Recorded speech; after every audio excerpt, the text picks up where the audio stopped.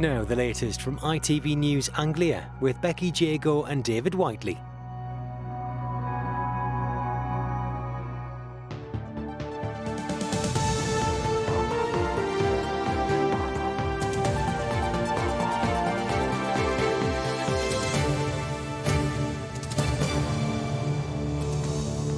Good evening. Welcome to ITV News Anglia. Coming up on the programme. A lesson in COVID control. Some school children in Essex are among the first youngsters aged 15 and under to get the jab on the day the vulnerable are urged to turn up for a top-up. From COVID to canines, molars and more as the pandemic causes misery for millions with dental problems. Plus... Jones now for Greaves. He's still there with a chance. And it's there by Greaves. Tributes pour in for a football legend as Jimmy Greaves dies at the age of 81. When I was a kid growing up, Jimmy Greaves was my idol. He was arguably the greatest goal scorer certainly I've ever seen. You know, later on in years to be his manager was like, wow. And better late than never, the Chelsea Flower Show gets underway, the first time it's ever been held in the autumn.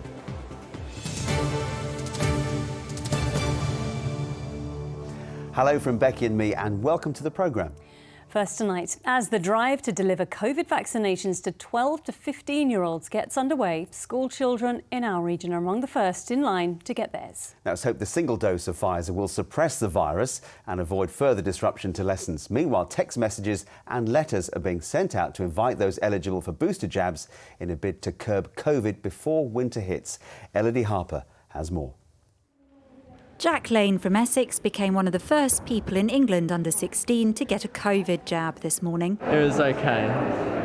I'm happy I've got it because it makes it easier to go out and enjoy myself now. The 14-year-old schoolboy from Belfair's Academy was one of several to be vaccinated today. Vaccinating this age group has not been without controversy, but uptake of the jab here has been high, with students and parents keen to avoid more disruption to learning. In COVID times, it's been very hard from learning from home. It's like it hasn't really helped with my GCSEs coming up this year, but with my jabs, hopefully we'll be able to stay in school and learn to our full potential, which I'm happy with.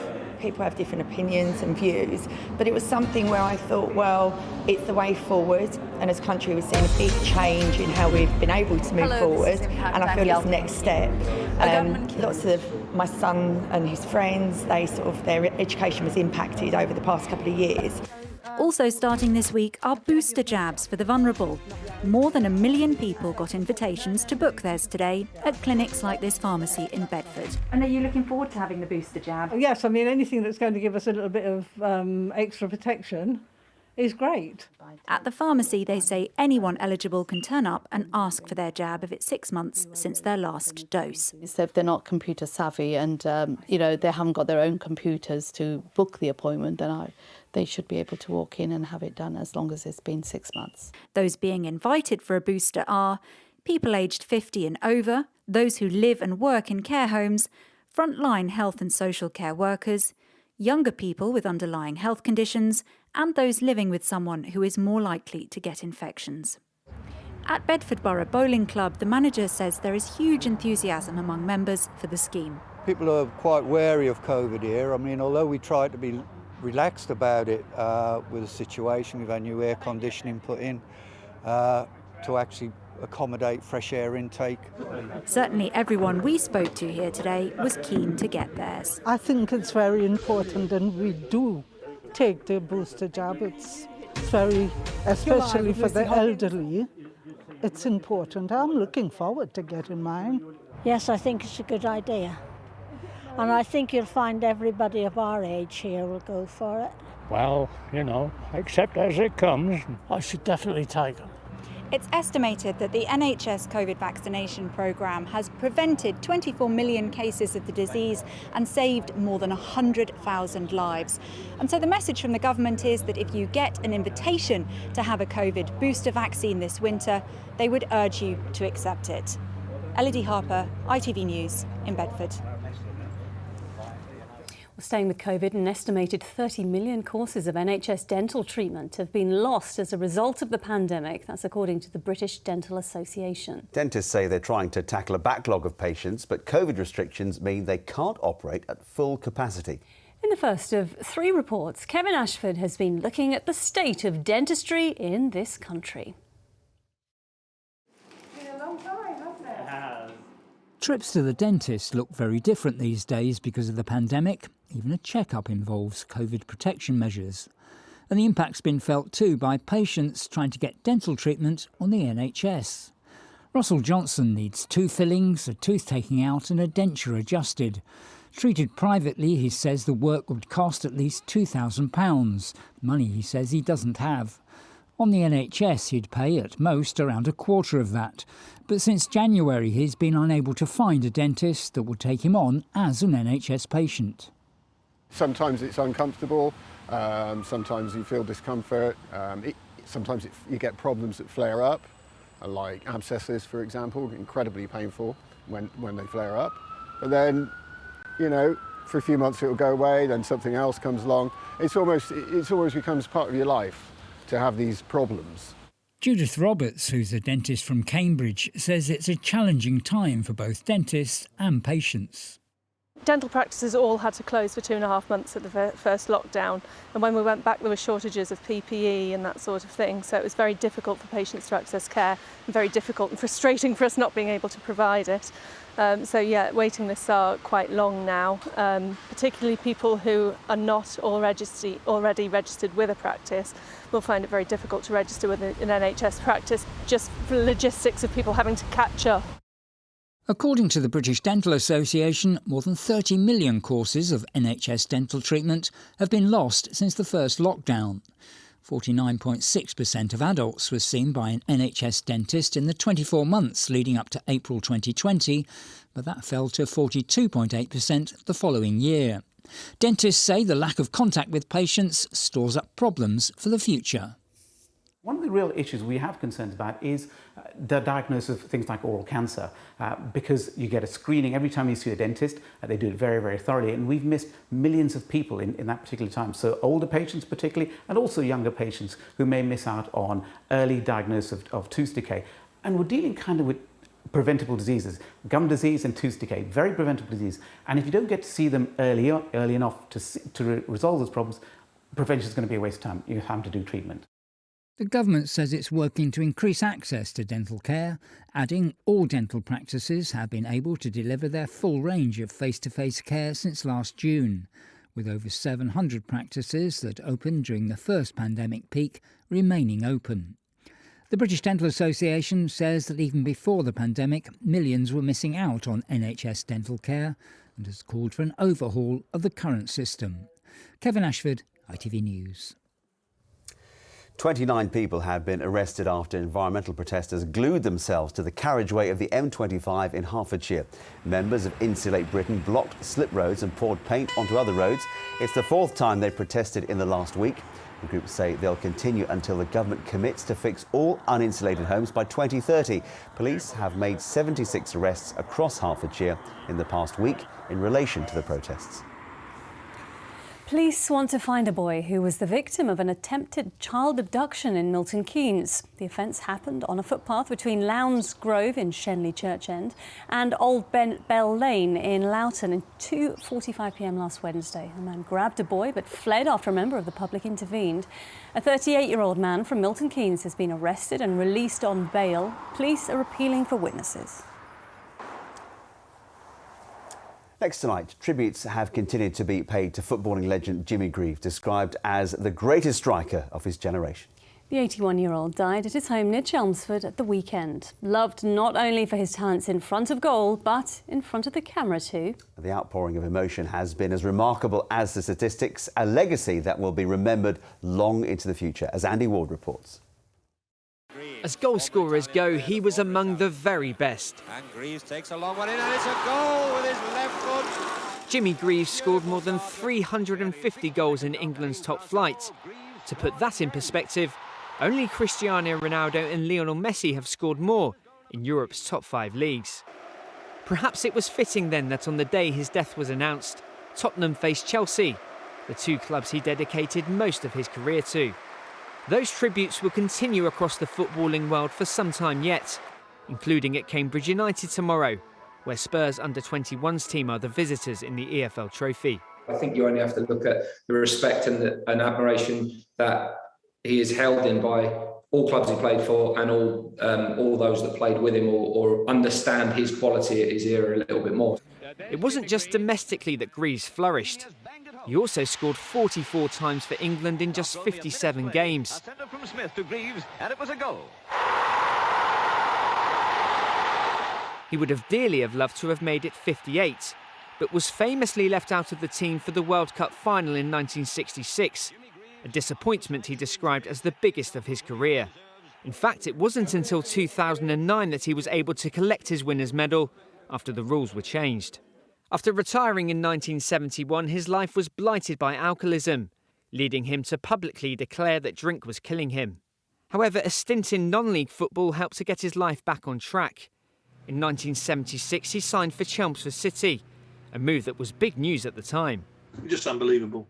You know, you read it in the newspaper or wherever, you had to look, make sure it wasn't April the 1st. His debut was against Maidstone, a 2-2 draw against Maidstone United. We had over 2,000 for that game, and we never got a better attendance till we came back to Chelmsford in 2006. He later went on to join Barnet, where he was managed by a young Barry Fry. Now director of football at Peterborough United, Barry has seen it all, but he says managing Greaves was his greatest honour. When I was a kid growing up, Jimmy Greaves was my idol. He was arguably the greatest goal scorer, certainly I've ever seen. And, you know, later on in years to be his manager was like, wow. He was a great man as well off the field. You know, everybody, I'm telling you, everybody loved him. And that love and affection for Greaves transferred to his successful broadcasting career. His partnership with Ian St John on the ITV football show Saint and Greavesy saw him become an even bigger household name. He'd recently been in poor health after suffering a major stroke in 2015 and spent his last years at his home near Chelmsford. Greaves' family said he shed a tear when he was finally awarded an MBE in this year's honours list. You can guarantee there'll be plenty more tears shed for a man who was undoubtedly one of the finest players this country has ever produced. Andy Ward, ITV News. Yeah, amazing memories. And Andy will be back with the rest of the weekend sport later in the programme. Now, a woman who led a groundbreaking flying expedition to track the migration habits of swans between Norfolk and Russia has been seriously injured and a team member killed in her latest challenge. Sasha Dench had worked with the Wildfowl and Wetlands Trust for 10 years, raising awareness of the impact of climate change on wildlife. In her latest expedition, she'd been trying to fly 3,000 miles across mainland Britain. Emily Knight reports. Known as the Human Swan, Sasha Dench, an experienced paramotorist, has carried out her fair share of challenges. She tracked the annual migration of Buick swans between Russia and Wellingborough on the Cambridgeshire-Norfolk border, where more than 3,000 fly to each year, all to find out why numbers were in decline. Her latest feat was going to be a world first, to circumnavigate 3,000 miles of mainland Britain to raise awareness of climate change in the run-up to the COP26 conference. It was a big challenge, despite the fact that nobody has done long-distance journeys in battery-powered paramotors before. But I felt like this was a perfect metaphor for what we've got to do about climate change. Be prepared to set a big goal and try and figure out how we get there. But an accident in the Western Highlands of Scotland has left Sasha seriously injured, and a member of her support staff, Dan Burton, was killed. Dan had worked with Sasha on many challenges, including the flight of the Swans expedition between Russia and Wellingborough. Both were highly experienced paramotorists. In a statement, the Wildfowl and Wetlands Trust at Wellingborough said, "We're extremely sad to hear about the incident involving Sasha Dench and Dan Burton. Both have worked tirelessly to raise awareness of the impact of the climate crisis and the destruction of habitats on wildlife and people.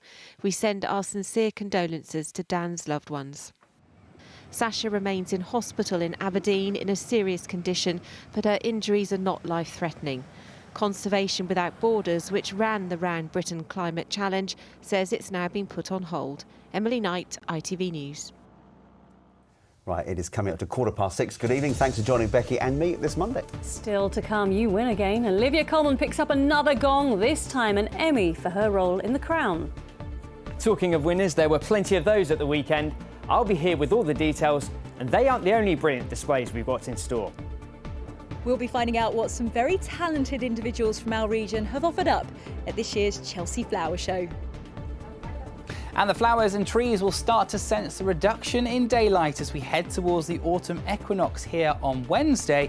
But I'll have the full forecast to see if the week ahead is looking like a more autumnal week. Full details in the next 15 minutes. We'll see you then.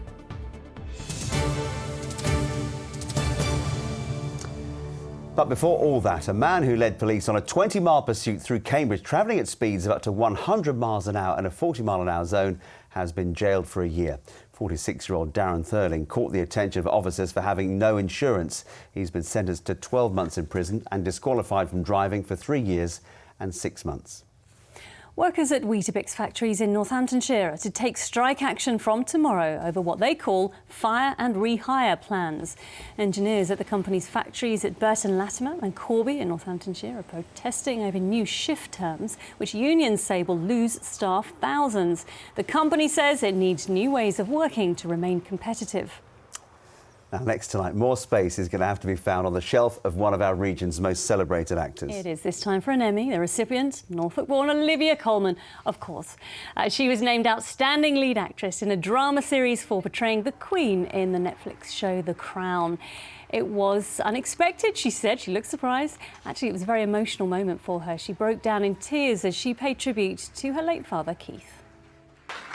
Thank you very much. I'd have put money on that not happening. And I'm going to be very quick because I'm very teary. I wish my dad was here to see this. So I lost my daddy during COVID and he would have loved all of this. Absolutely. Olivia, who went to Norwich High School for Girls and Gresham School in Holt, can add the Emmy to her Oscar we can see being collected here. A BAFTA Film Award, 2 Screen Actors Guild Awards, 3 Golden Globes and 3 BAFTA TV Awards.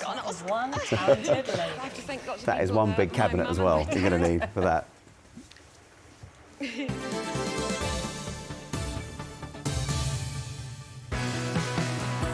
For the love of the game. eBay sponsors ITV Regional Sports Reports. Yes, Andy's here, and Andy, as far as starts to the seasons goes, pretty much perfect for Northampton Saints, wasn't it? Yeah, you can't ask for any better than that. A win on the opening day and a bonus point win as well. Now, the Saints ran in 4 tries against Gloucester, including this one from Tom Wood, which secured their extra point. The match was the first time there'd been a capacity crowd at Franklin's Gardens in 18 months, and they all went home rather happy. Well, the Saints will be hoping to fight for the title, but as a boxing club in Wellingborough, they're fighting for something a bit different. Now, my colleague Stuart Leafs is there for us now. Stuart, what's happening?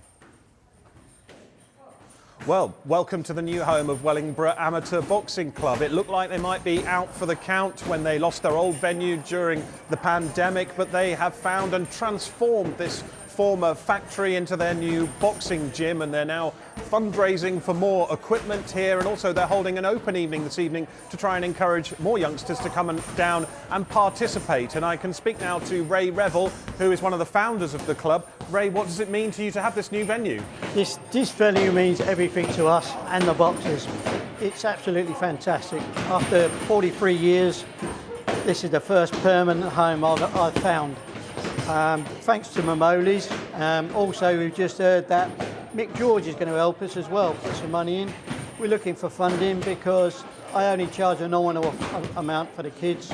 I started the club 43 years ago, and my ethos then was to get kids off the streets, and that's exactly what I've been doing for the last 43 years. As knife crime is today, it's even more so. But that's my aim, and I'll do that till I die. Ray, thank you very much. And I can speak now to Lolly, who has boxed for England. Lolly, what does it mean to have this venue to train in? I'm so chuffed. I mean, the club have done amazing, absolutely amazing. Everyone with WABC Borough, Ray himself, I'm so proud of him for what he's done. It's amazing. I'm so happy to be here. Lolly, thank you very much. And I think I can just find Shane as well, who's an East Midlands champion. Shane, what does it mean to you to have this venue to train in? I'm really happy because Ray was trying really hard to get us a gym. now we can work really hard and try and accomplish our dreams and try and be a champion. Shane, thank you very much. So they have overcome the adversity of losing their venue during the pandemic, but now they're really fighting back. Stuart, many thanks. Fantastic. Those bags are getting what for there, aren't they, Andy? Yes, And he's fantastic. At least it's not Stuart. Yeah, absolutely. And Luton Town were on the wrong end of a knockout blow this weekend. Yeah, remember on Friday night's programme I was telling you how Luton Town, they love a comeback? Well, they had a taste of their own medicine against Swansea. Things were looking pretty good when they went in at half-time 3-0 up. Elijah Adebayo scoring twice. But anything the Hatters can do, the Swans can do better. This goal in stoppage time completing a remarkable comeback that even Luton would have been proud of. Well, elsewhere, Peterborough also scored 3, but crucially, they didn't concede any. They beat Birmingham 3-0 as Darren Ferguson broke Barry Fry's record for most games in charge of the club. A great win for Peterborough then, and an impressive one for Cambridge United as well. They beat Portsmouth 2-1 at Fratton Park, Joe Ironside getting his 5th goal of the season to put them ahead. Liam O'Neill then made it 2 before Pompey pulled one back late on. Boss Mark Bonner says they're not here just to make up the numbers. We are an underdog and there is massive challenges ahead, and many clubs that have got greater resource expectations, history, stadiums, everything than us. We know that, but at the same time, we don't want this minnow mindset where we're just happy to be part of it. We want to go and be really competitive in those games. Meanwhile, MK Dons are up to 3rd after they won in style at Gillingham. They did actually fall behind in this one, but made their extra man count when Stuart O'Keefe was sent off. 4-1 was the final score, Matt Watters getting their 4th. It was a bad day for Stevenage in League 2 though. They lost 4-0 to the leaders Forest Green. And Northampton rescued a point late on against Swindon. Fraser Horsfall with the equaliser. Finally, Andy, the Queen of Darts has been at it again. Yeah, she is amazing, isn't she? More history made by Fallon Sherrick as she became the first woman to reach a televised PDC final. Now, we were talking about comebacks earlier, and Fallon produced another one in the semi-finals of the Nordic Masters, coming from 10-6 down to beat Dimitri van der Burg. The 27-year-old from Milton Keynes couldn't quite do the same in the final though, although she did battle brilliantly against the world number 2, Michael van Gerwen. No shame in losing to him, I can assure you of that. No, brilliant stuff. Thank you very much, Andy. Thanks, Andy.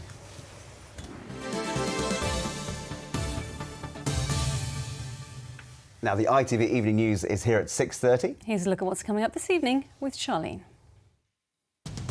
Coming up, the escalating energy crisis, what it could mean for the gas supply and your bills. The government has been holding emergency talks with companies as rocketing wholesale prices, but many on the brink. Also ahead, travel to America is back on from November as it lifts the COVID ban on British tourists. And Michaela Cole makes history as the Brits dominate TV's Emmy Awards. Join us for those stories and more from 6:30. And finally, there'll be plenty of garden enthusiasts from our region heading down to London to sample the delights of the Chelsea Flower Show. It is always the highlight in the horticultural calendar, albeit slightly later this year, but it's actually made for some spectacular seasonal displays, as Lauren Hall reports. It's a new season and a new look for the RHS Chelsea Flower Show. And many will agree it's looking awesome in autumn. From asters and dahlias to red-hot pokers, the gardens are full of plants which are late flowering, much like the show itself, because of course it's normally held in the spring, but due to the pandemic which saw it cancelled last year, it's now being held in the autumn for the first time in its history. And if you take a look around, I think it's fair to say it was worth the wait. A number of displays have been created by talented individuals from the Anglia region, with exhibitors here from Milton Keynes, Bedfordshire and Cambridgeshire. Chelsea is such a pinnacle on the map and on the gardening map, as it were. And I think obviously at this time of year, hopefully it's going to encourage people to continue gardening, and it isn't just for high summer. And there's so much more to see. You know, this year we can, really celebrate the berries and the fruits and those plants we wouldn't normally see at Chelsea. So I really hope it's going to be inspiring. Perhaps the most inspirational are the gardens which pay tribute to those who've helped us through the pandemic. This is the NHS garden. And there's also the Florence Nightingale Garden, a celebration of nursing, which has been put together by a garden designer from Cambridge. Amazing. Absolutely amazing. Yes. So beautiful. Yeah. It makes you quite proud to see it. Absolutely, absolutely. It's not just the show gardens which are getting a lot of attention. There's a new category this year, balcony gardens. They show how a small space can still have a big impact. Another garden which is having quite an impact is this one, which celebrates the 90th anniversary of the Guide Dogs for the Blind Association. A lot of people do say, oh, but it's visual, how are you going to get appreciation of a garden? But like you say, I've been touching all the different flowers and the scent that comes off them, the different textures of flowers and the grass, even listening to the little stream under the bridge. It's glorious. It is absolutely fantastic. It's this attention to detail which makes Chelsea so prestigious. And with the change in season, this year's show really will be one to remember. Lauren Hall, ITV News. Oh, I think it's quite special that they've done it in the autumn because of the different displays you get. Changing They might change it. Who knows? Might do it in winter next year. We had a dry day today, but yesterday, my goodness, a lot of rain in some places. A lot of rain in some places. There was a yellow weather warning out yesterday across part of the region, which some areas could have seen up to nearly 2 inches of rainfall. These are the totals actually that we saw yesterday. Now, most of these locations are further east than us, but you can see here Wixow, which is near Haverhill, 65 millimetres, but it was only last week, on Tuesday last week, that we had nearly 2 inches of rainfall fall in Cambridgeshire. So what I'm going to show you is the satellite image, the radar image from yesterday, 24 hours, running this through. So obviously we're about here in Cambridge last week where we had those 2 inches of rainfall. You can just see how close this band of very heavy rain was. 76 millimetres fell, Wixow here, Great Dunlow and Whittam, and also up in Burnham Market. Now it was Heacham last week that saw very heavy rain, but for us, we've escaped the worst of it the further west you've been. And of course, we have seen some sunshine today, which has been fairly welcome too. Talking of sunshine, we're losing the light, aren't we? I mean, we were saying earlier that 7:30 last night, we both said that it's really dark, 7:30 in the evening. Do you know what? So as we now head towards the autumn equinox, which takes place on Wednesday this week, we're now losing half an hour of daylight every single week. Right. That's careless of us. Huge difference. Yeah, it's a lot of daylight to lose. So yes, the nights will be drawing in as we head through the rest of this week, or the days should be drawing in, I should say. Here's the forecast for the week ahead.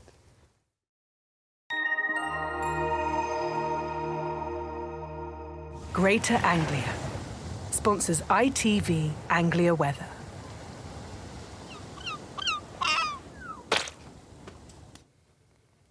So today, for many, we woke up this morning rather cloudy to start. There were some outbreaks of rain at times too for some of us. And as we've worked into this afternoon, well, more sunshine has soon worked its way through. The cloud has fizzled away, and for the week ahead's forecast, it stays fairly fine with more bright spells in the week ahead. Less rain, or little rain, I should say, in the forecast for all of us, often on the dry side, but it will gradually turn a little breezier as we work towards Thursday and Friday, as you'll see shortly. Now, this is the reason the area of high pressure keeping our weather fairly quiet and settled, and as it drifts its way northwards, we hold on to the clearer skies, particularly overnight, where we're likely to see some mist and fog overnight as well. Very indicative for this time of year as we head towards autumn. Of course, Wednesday marks the autumn equinox, where we start to see the sunshine directly over the equator, the sun directly over the equator. So some mist and fog developing as we go through tomorrow morning, clearing skies for many. We've eventually lost the cloud that we have seen through today with temperatures around 10 to 12 degrees Celsius. Now for tomorrow, we say goodbye to the mist and fog through the morning, bright skies into the rest of the day, a little bit of fair weather cumulus just bubbling its way up here and there, but I think a fine day in prospect, and top temperatures 19 to 20, maybe 21 degrees Celsius. That would be 70 in Fahrenheit. Not bad at all for this time in September.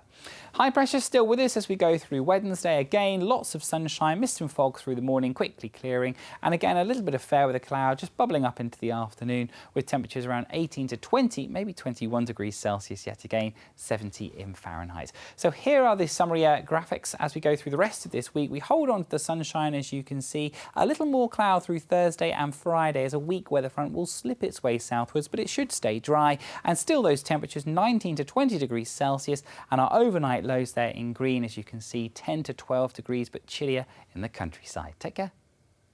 Greater Anglia sponsors ITV Anglia Weather. That still looks pretty mild to me. It's not too bad at all, is it? It doesn't feel like we're heading towards mid-autumn. Well, so it gets darker. Once it gets much darker. It will. Have a good evening. Bye-bye.